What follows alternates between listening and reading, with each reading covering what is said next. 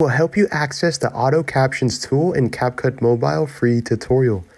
If this helped, drop a like, share the video, and subscribe for more. 1. Click select or highlight your video clip. Step, assuming it's deselected, you want to click on the timeline so you can access the auto captions tool. Select the third option on the bottom left hand screen which says text. Beneath the text option, you want to scroll to the right and you should see the option auto captions. Capcut Mobile is going to ask you to generate from the video, or you can do a voiceover.